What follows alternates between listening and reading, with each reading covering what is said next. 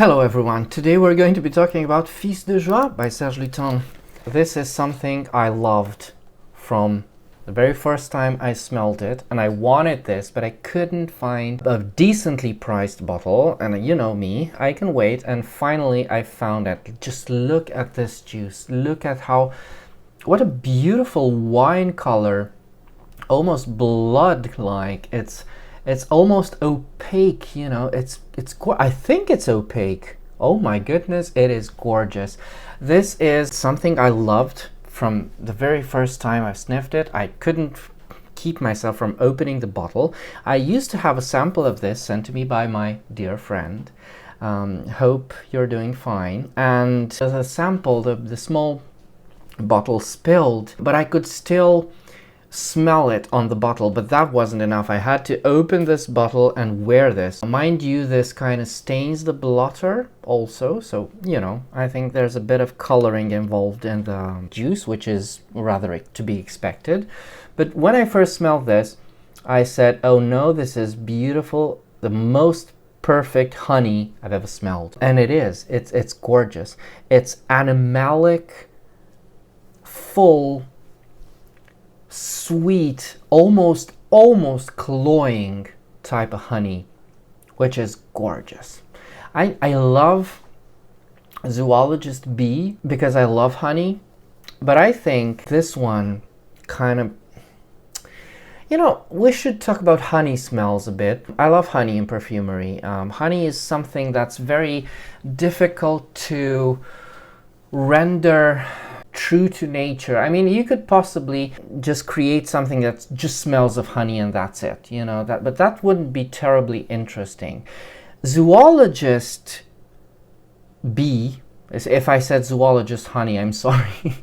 Zoologist bee smells of ultra realistic floral honey, complete with that nutty flavoring that honey naturally has, which is so beautiful, but it's so claustrophobia inducing. Like, it's so full, it's so generous, it's just never-ending honey.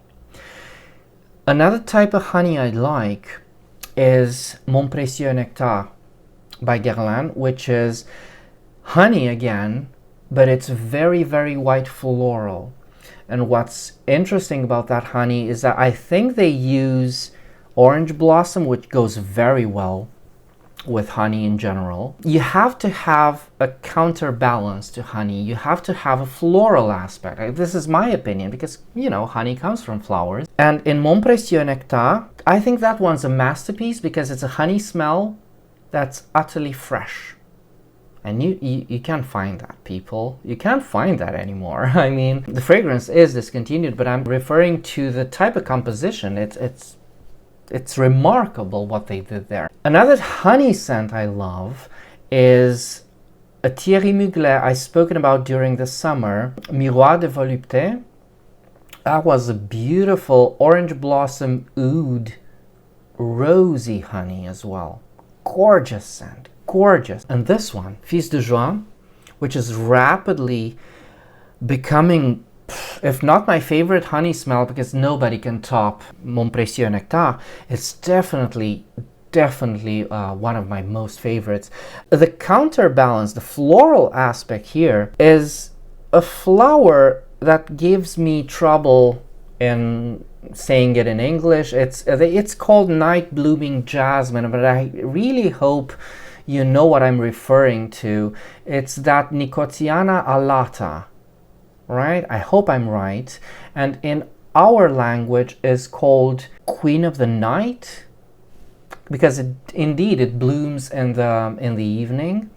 And my parents now have it. It used to be my grandparents, but my parents now grow it in the garden, and it's just, this is the smell, minus the honey, you know. Fils de Joie is this beautiful, hyper-realistic night blooming jasmine, or Nicotiana alata, with an overdose of sweet animalic honey.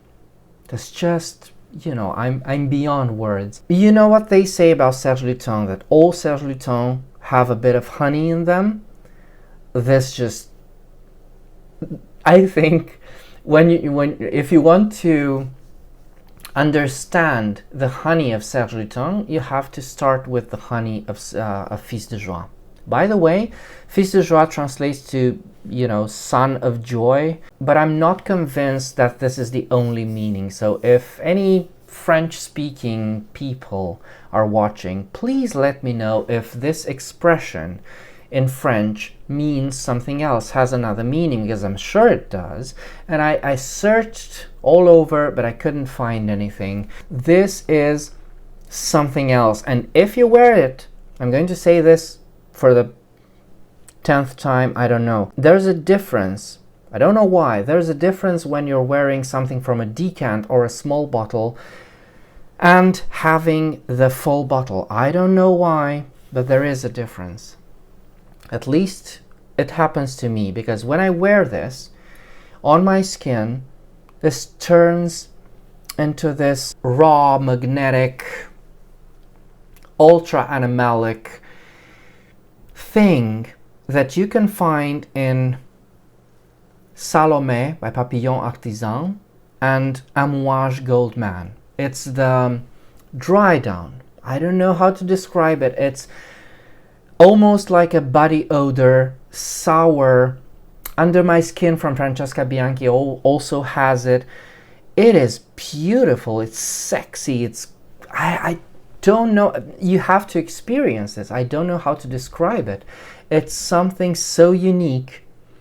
It smells like sweaty, used bed sheets after a night of passion.